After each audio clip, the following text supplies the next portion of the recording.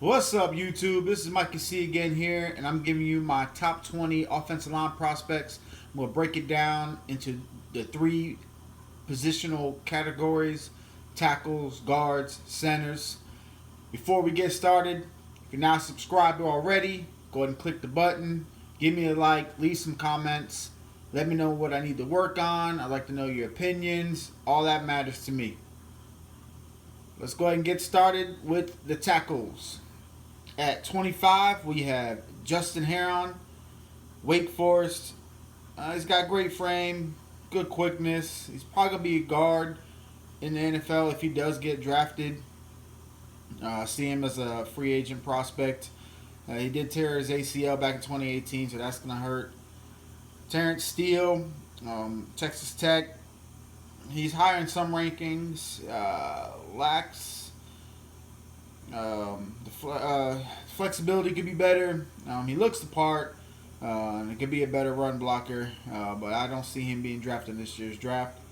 Scott France, Kansas State. He's got great size, play for a good program. He'll probably play guard if he does stick around in the NFL as a late round pick, in my opinion.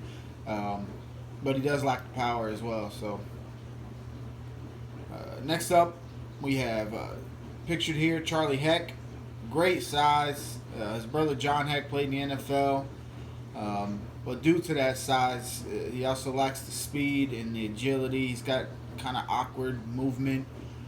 But he's, I think, a very worthy prospect. Someone to give a shot on. Could help in special teams, blocking kicks and such. Next up, we got Cole Van Lanen, Wisconsin. Product of a great program. Very powerful off the snap. Natural in the run game. Reach and wingspan a little bit small for a tackle. Leads to overextending, which isn't too good. Gets him off balance and can be blown by a little bit easier. But in the run game, he can be very solid, maybe even as a sixth lineman. Worth a middle sixth round pick. Trey Adams, first round talent, sixth round body. He's just been beat up. ACL tear back in 2017, and amongst nicks here and nicks there. Compared to Nate Soldier, which without injuries, yeah, I can see it. Tall and imposing. But even with that size, strength was still an issue, and I think he'll have even less strength with all these injuries coming in. But at the same time, the team takes a chance on him. He may end up turning it around and becoming a great player for the franchise that does invest the time and money in him. At 19, we have Hakeem Adeniji. Sorry if I said that wrong. Out of Kansas. Mid sixth round pick in my mind. Did have a 4-year career as a starter at Kansas. Better run than pass blocker. Probably move to guard in the NFL. Could get stronger. Footwork could be better. But a value pick in my mind in the middle of the sixth round. Next up, Alex Taylor. 36-inch arms. Great buzz and mobile. Impressive agility for his size. The lack of competition may scare some people away, but he's a very worthy of a selection this year's draft. And I can see him going higher, maybe even in the fourth round. If he doesn't get drafted, I can understand that as well, but he'll be a high priority free agent for sure. Alex Taylor will make a squad next year for somebody, whether it be as a role player, swing tackle, special teams. But the guy's definitely going to be a NFL quality player on somebody's roster. Next, we got Jack Driscoll. Smart with his positioning. He won't overextend, but he's an average athlete. He could surprise, though, by being... He's going to surprise me if he gets drafted before the sixth or fifth round. He has risen up some draft boards. A lot of people are high on him. I'm not as high. He could actually even play guard if needed. He does have some versatility, so that could get him drafted higher. Did play for Auburn, powerful SEC school. But him being drafted 6th round, I think would be a good get for somebody. Colton McKivitz could have came out last year. Might have been drafted around the same position. He didn't really prove doubters wrong by sticking in school or coming out, because he didn't get any better, but he didn't get any worse either. He looks the part. The length is there, but he's limited athletically. He did have a good career at West Virginia University, and I think he'd be worthy of a 5th round pick, and will stick because of the fact that he can also play guard if needed. But I think he'd be a solid right tackle for somebody in the beginning. Next, we have Tyree Phillips, who has moved up my boards recently with his great length. Makes it hard for him to get around. He's very big in stature, very like 340 pounds at 6'5", great size. He's could be faster. He's heavy legged, but he is a big guy. He's very strong though in the run game. Pass protection needs work, but I can see him getting drafted at 4th round pick. He is a solid prospect to me. Also, I could also see him not getting drafted at all. He's one of those guys that I think would be like not really a boomer bust, because boomer bust made for the 1st round, maybe 2nd, but if he gets drafted in the 4th round, he could be a bust, and so was with many players around that position, part of the draft. But Tyree Phillips, he also does look the part, and I can see him developing into a solid player.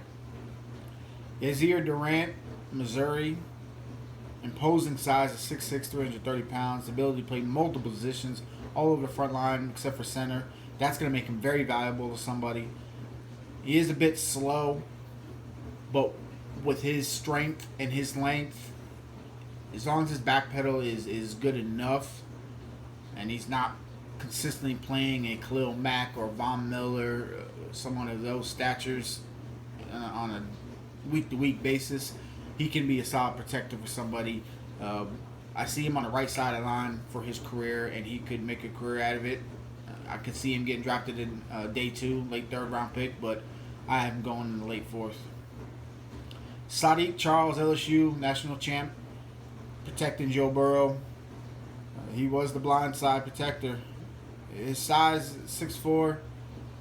He doesn't really have the height, but there are some left tackles out there that make it in the league, being subpar in size, and he could be someone that does that. He's a creative and effective blocker. He's very quick off the snap, and that's what's going to help him keep his quarterback upright. So Sadiq Charles, I could see being drafted day 2 for sure, anywhere in the 3rd round. Matthew Pert, he is a very agile person for his size at 6'7", 318, which makes him a good prospect. He's got the dancing bear, as they say. He's still a little bit raw. He is a transplant from Jamaica. That's where he grew up. But that's where his feet work come in, because he grew up playing soccer, the other football. He is definitely worth a pick, and if he gets on the right team with a great offensive line coach, he will succeed in the NFL. One of my favorite prospects, Ben Bartch, St. John's, late bloomer and a fast riser. I've seen him as late 1st to early 4th. I have him as a possible early 3rd round pick. He can play tackle or guard. He's got the size of a tackle. He's got the ability to fend off the speed rushers. He's light-footed, great balance and strength. The comp that he played against is the only issue, but he did have a great Senior Bowl, so I think that erased some of the GMs and coaches' minds. So Ben Bartch will be a player for sure in this league, and I see him getting drafted day 2. Isaiah Wilson, he was part of just a great, solid offensive line at Georgia. He's got the great frame, impressive agility, but he's got inconsistent hand placement. The few videos I've seen watching Georgia tape, because watching any SEC team, especially a team like Georgia, you're going to be watching multiple players at once. But when I focus on our own line, uh, Wilson drew my attention due to his ability to keep defenders off the quarterback, but at the same time, he did draw a couple flags, and I think that will be a big issue if he continues to have that problem with the hand placement. So that's a red flag, no pun intended there, because getting flagged in the NFL for offensive line will upset not only coaches but players as well. Next up, Prince Tega Wanogo out of Auburn. Great physical specimen at the tackle position. Excellent straight line speed. Has the talent. I'm not going to say the light bulb hasn't clicked yet, but I think he still is a work in progress. And being a second round pick this year, which I feel like he will be starting left tackle for somebody. If not by year 2, for sure year 3, he is going to be a franchise tackle in the league. Ezra Cleveland, Boise State, very versatile. He can play all along the line except for center. He's getting compared to former Colorado Buffalo, now left tackle, and a late round pick, I believe it's a 3rd round pick, David Bakhtiari. I'm probably saying his name wrong. He plays for the Packers now, Pro Bowler. Cleveland was a 3-year starter. He's got great lateral agility to mirror the edge rushers, and he's also got decent strength to deal with the inside rushers. But he doesn't have that second gear, so if someone can continue to have that fire under him, he will be a Pro Bowler for years to come. Austin Jackson, the last tackle who I can see getting drafted in the 1st round at USC. He's got great initial quickness, probably the best in this class. Being compared to Terran Armstead, former player for the Saints. Frame is not stout. Run blocking will need some work, but he's quick with his hands, quick with his feet, and he's going to be a great left tackle. With some more tutelage in the NFL, get a good O-line coach on him, and he will turn into when it comes to the 5th-year option, because as I say, I see him getting drafted in the 1st round. A team is going to quickly lock him up because I think he will impress enough for that to happen. Next, we got my top 5. Josh Jones out of Houston, strong jab, ironclad grip. He's a fast draft board riser for me. I wasn't even thinking about this guy up until the later parts of the year. Then I started hearing his name a little bit more and watching some tape. He's not the fastest guy, not fast with his feet, and his footwork could use a little work, but he's definitely a 1st round pick here.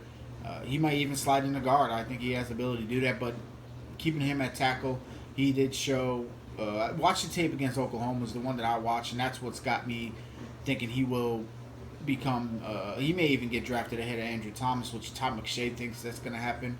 I was just watching that mock draft, but I don't think so. As far as Andrew Thomas, he's someone that can play tackle or guard and could be a Pro Bowler either position. He started 42 games for Georgia. That says a lot. Great initial quickness and power. He's compared to Russell Okung in some Landy Sports Pro football books. And that's not a bad thing, as long as it's the Seattle Seahawks version. And he just lacks some speed to get to second level, but I think that's with some time he'll get to where he needs to be when he is on the field there. Pictured here, Mekhi Becton. I'm going up and down on the boards with this guy. I was thinking about putting him in 1st. I thought about putting him in 5th. I'm not sure. Amazing size speed combo, 6'7", 365 pounds, and 5'1", 40. Ridiculous length and strength. But what scared me a little bit was when I was hearing about his 40 after he ran the 40, and probably with a lot of guys that size, he immediately had to ice down and he was sore. And this was just running a 40 a couple times, and he did a great job at Louisville. Had a good career there. So, and I haven't really heard of any injuries with the guy, and he's a great athlete. So I could just be totally wrong here, and may end up being the best tackle in this draft. But that just kind of concerned me. I don't really see a red flag, but I'm gonna put him here in the middle of the pack, where I believe all five of these offensive linemen are gonna be solid for somebody. So I got Mekhi Becton here, mid-round pick out of Louisville. Next up, the winner of the combine for the O lineman, Tristan Wirfs. Guy's solidly built. He's very agile. Had like a 43-inch vertical or something, which, I mean, he's an offensive lineman, but it just shows that how much of an athlete this guy is. He's playing offensive line, but if somebody would have turned into defense, he could have been a very disrupting defensive tackle, or defensive tackle. It could have been a pass rushing defensive tackle or a 3-4 end. He's that very worthy of attention, to whether he plays tackle or guard in the NFL. He's gonna be a stout player. I saw him going to the Jags, which they've already got their ends at tackle there. You put him at guard on that line, that could be scary, and they just need a quarterback. But Tristan Wirfs is going to be a hell of a player in the NFL, and I see him going top 10 for sure. My number one ranked tackle, Jedrick Wills. He's also got that rare combo power quickness. 29 game starter at right tackle. He does lack the height that I think a left tackle should be the standard, 6'5", 6'6", but he rated out higher than any other offensive lineman at the combine, and that was my reasoning for putting him number one. Tape is good, technique is good, everything about this guy is good, and he is going to be, in my mind, the first tackle off the board as early as Giants at 4, no later than the Chargers, I think, at 6, but I think Jedrick Wills, definitely a top 10 player and Pro Bowler, maybe even his first year, and so on. Solid player. Number one ranked in my tackle prospect rankings is Jedrick Wills. I'm going to get to the guards next, and I'm going to roll through this here pretty quickly as well, so I don't keep you guys waiting. At 20, Simon Stepanek, Indiana. He'll stick on the roster, maybe a practice team's player, and maybe surprise later down the line and stick with somebody. He needs some more strength. Victor Johnson, Appalachian State. He may be a late round gem. I've seen people have him as a 5th round grade, so I don't see it. He does have size, but and Appalachian State, they do play competition that's not the best of competition, but they've also been known in the past to take out giants like Michigan some 15 years back. But I don't see him being drafted in this year's draft. Deshaun Dixon is a late riser for me. Great talent there. San Diego State puts out great players every year, it seems like. He may get drafted, 7th rounder, but I think he'll be a priority free agent for sure. Kevin Dotson is also an LA riser for me, and he's fast rising, and I've seen him as high as a 3rd round pick in some mocks. I'm not there yet.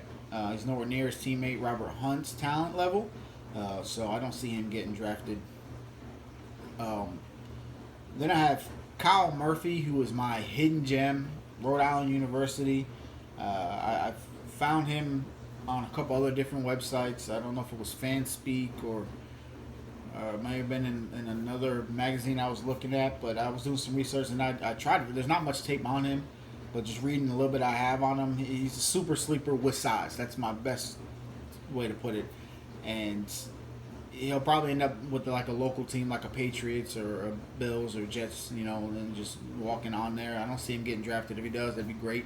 A player from Rhode Island being drafted. But the lack of competition, that's maybe a telling tale there. So Tommy Kramer, Notre Dame product.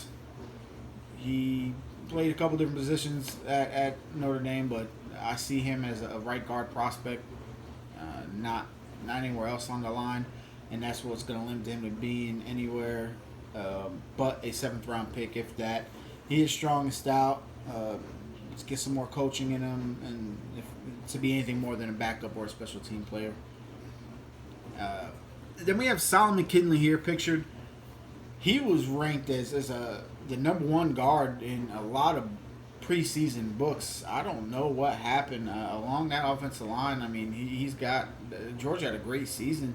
He had a good season, but he was getting compared to Richie Incognito, and off the field that's a horrible thing to be compared to. But on the field, I think you need a guy that wants to put your fists in the pads and just beat you up on the line. That's all these guys do. They get paid to beat each other up.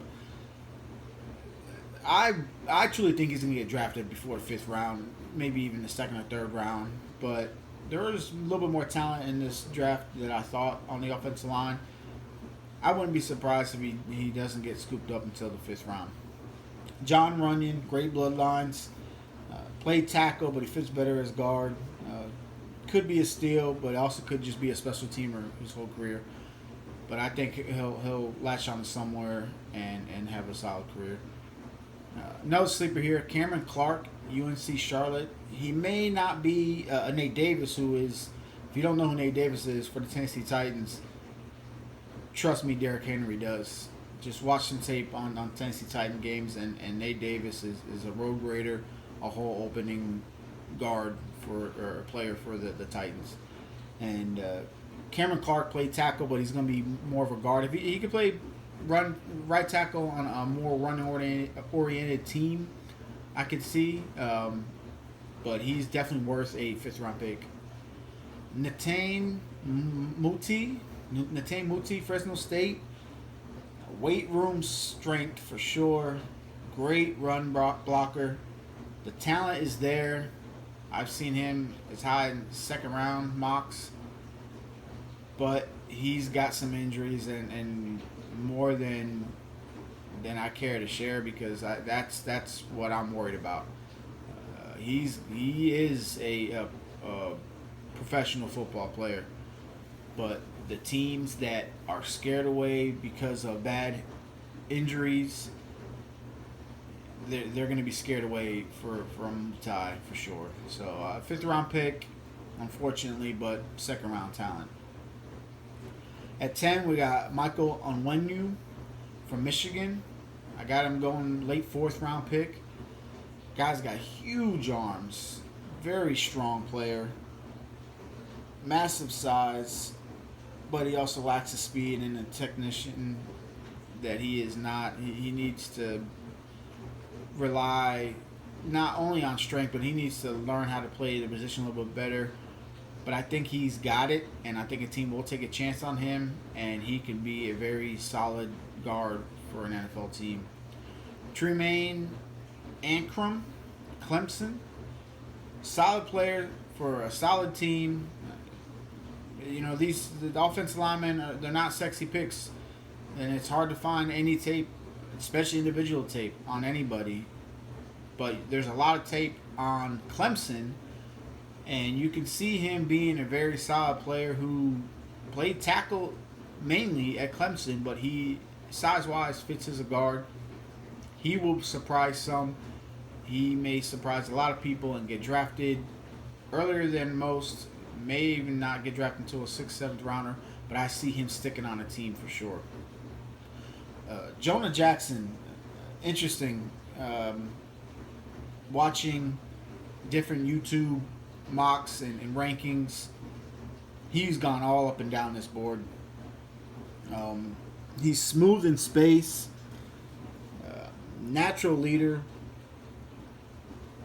He had a good Senior Bowl, and then he regressed over this past couple weeks since then, and he's declining now in mocks. I think due to his frame, but a team will scoop him up probably in the 4th round, and we'll see from there. Calvin Throckmorton. Beginning of the year, I saw him as a second round pick as a tackle. Throughout the year, I'm reading more and more different things. He's versatile though. He's experienced at many positions along that Oregon offensive line. Where is he going to play? That's my only thing is where is he going to play? If he's a tackle, maybe he does get drafted higher than this, or maybe he gets drafted later than this. Is he a pass guard or is he a run guard? That's my only thing. So that's why I have him as an early fourth round pick right there in the middle of the draft because I see him going here from second to sixth, honestly, just depending on what position he's going to play in the NFL because the talent's there. Logan Stenberg is born to play football. Massive frame. It's evenly distributed over him. He's a power player. He is heavy leg though, and he's a waist bender. But he's a football player. Smart guy, a good guy off the field, which earned huge points for me for what he's done off the field already. But he's got the Raider mentality, from back in the day. He's a hog molly for sure. I can see him early fourth round, if not maybe fifth rounder, but he's going to be on somebody's starting lineup, I think, very early in his career. He could also play right tackle and contribute in special teams as well.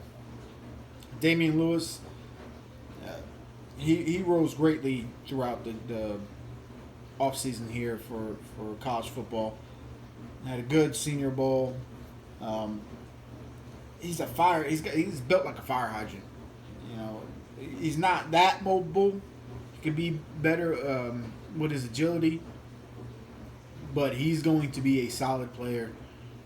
Great in the run game, decent in the pass game, and he's going to latch on to a team and stick there as their guard for years to come. Shane Lemieux, Oregon, teammate of Throckmorton. He's compared to Joe Thuney, who's about to get a huge payday this offseason by somebody. So maybe in a couple years he becomes that great of a player. He's got good quickness and versatility. He just needs to be more powerful, but he's going to be early pick. Yeah, he could even be in the second round. John Simpson, out of Clemson. He was number one on my board not too long ago, and I just dropped him down just because of reading some things about other players and watching some tape. That Clemson line, just like with Tremaine Ankrum, Simpson you see a little bit more so, but they're not too much different there. So with John Simpson though, he's a classic earth mover. I think he's better in the run game. He's gonna be better for a team that's more geared to run the ball. He was a high school champ in wrestling, so that just shows you how strong the guy is and great hands and technician. So that's going to get him drafted possibly as a second rounder. Ben Bredesen, he's a third-team All-American this past year. Massively thick frame and amazing strength, but he's strictly, a guard. He has the size to be tackled, but he's going to be a guard. But he is going to be, I compared him to Osamili. I always say his name wrong. Guard for the Ravens and the Raiders. If he's even half as good as him, he's going to have a solid career. Robert Hunt, my number one ranked guard, Louisiana Lafayette. His comps that he played against could be better, but he was compared to Brandon Brooks in some books. He passed his eye test with his frame. He's got a basketball background, so his agility is there. But he does rely on his strength a little bit more than he should. If he can work on his technician, he also can be tackled in this league, just to throw that out there. So his versatility there is going to get him drafted higher than any other guard here, and he is definitely worth early look. I've seen him go as early as in the first round. But I got him early second round grade. That's Robert Hunt, Louisiana Lafayette, Raging Cajun. Next up, we got the centers. I have 12 of them here. Starting with Tristan Collin of Cologne, Castillo, Missouri. He's versatile because he plays center or guard, but he needs that second level strength. TJ McCoy from Louisville. He's a smart leader, but his footwork and strength could be better. These two guys maybe get drafted in the 7th round, but I wouldn't be surprised if they're not drafted at all. Zach Shackelford at Texas was born to run block. If you watch any of the Texas games, great road grader there. The only thing is his footwork needs a little bit of help, but it's because he doesn't have he needs work in the pass protection. But he can get there, and he'll be drafted this year, and he may be the last of all the guards drafted this year. Cole Cabral, I believe is how you say his last name. Multifaceted player, can play at any position on the line. With great size, speed. He could be a better run blocker. Besides that, he was a pretty integral part for Arizona State's success this year, and he's going to be sorely missed. But a team that does draft him, possibly in the 5th round, is going to love the player that they get. Nick Harris was ranked as high as a 2nd round pick about a month and a half ago, and then he got measured. He does have leadership, and his foot quickness is amazing, but he's got T-Rex arms, and he is short in stature, so I could be wrong in this one, but I don't see Nick Harris being drafted before the 5th round. I think he may even fall off some people's draft boards, but also he does have that tenacity in him and willing to fight, so I would not be surprised if he does get drafted higher than the 5th round and sticks on the team. Darrell Williams is worth the 4th round pick because I think he could play guard or center. He's not highly ranked on a lot of people's boards, but if you watch the tape on this guy, I know there actually is a little bit of tape on him. Mississippi State's a solid program. He's going to get drafted just because with his great build, playing in SEC, being versatile. He does need to get better at getting to the 2nd level in the run game. Because they did a little bit more passing more than anything last year. But Darrell Williams is going to be a solid pick. At worst, he's going to be a swing player to play all interior positions, and that's a good quality to have. Jake Hansen, Ryan Kelly clone. I just don't think the talent level of Ryan Kelly, former 1st round pick, now with the Colts. But Jake Hansen has got that rare size to play center because he's tall, 6'5". But he can do it, and he does it with a passion. The Oregon offensive linemen this year were amazing, and the best one will be out next year. And when I make my videos next year, I'm sure I'll be talking about him being arguably the best O-lineman out there for next year's draft. He's got a high IQ, but his strength could be better. That's what may worry some teams. But being there in the 4th round, the team needs a center, he'll get snatched up. Same with Keith Ishmael in the 4th round at San Diego State. A team's going to be happy with getting this 3-time All Mountain West selection because he's got amazing footwork and a high football IQ. His hand strength just needs to get stronger. If you get a big defensive lineman coming in the middle there, nose tackle, he's going to have issues with him. But he's worth a 4th round pick. I'm going to say this last name wrong. Tyler Badash out of Wisconsin. Looks the part. He played at Wisconsin. Wisconsin always churns out offensive linemen every year. He's a run game blocker. He does have a stubby frame. He isn't, more thick than stout. Doesn't get to the 2nd level, which is surprising for a team that Wisconsin is a runner. Jonathan Taylor had an amazing career there, and Tyler is part of the reason. And teams may see that and see him as a 1st round pick, but I don't see him that high, and I don't see him falling past the early 3rd round. Picture to the right, Matt Hennessy, Temple. Jason Kelsey, clone, I think. Light on his feet. Outstanding to his step from the snap of the ball.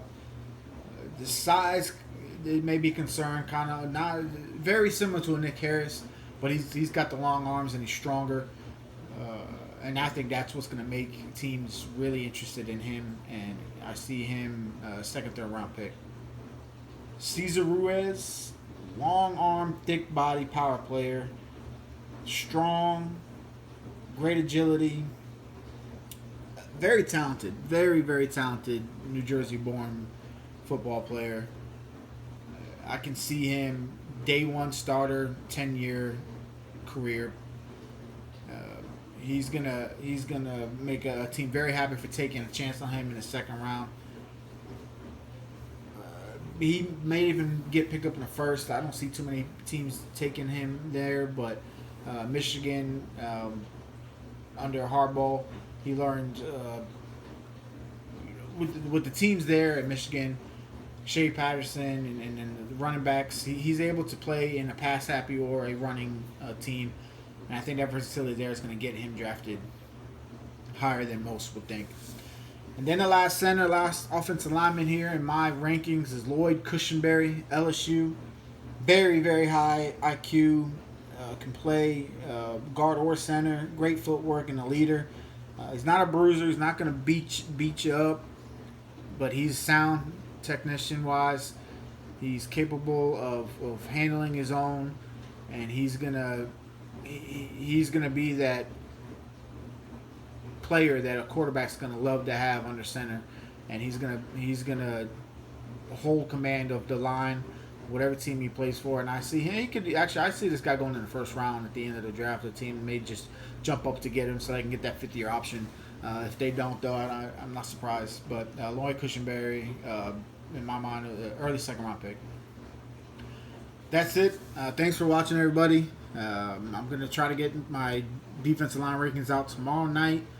Ed Rusher's done by Tuesday. And don't forget, subscribe and like, please. Leave your comments. Let me know where I can work on. For all you guys that do watch and subscribe, I appreciate you greatly. Until next time.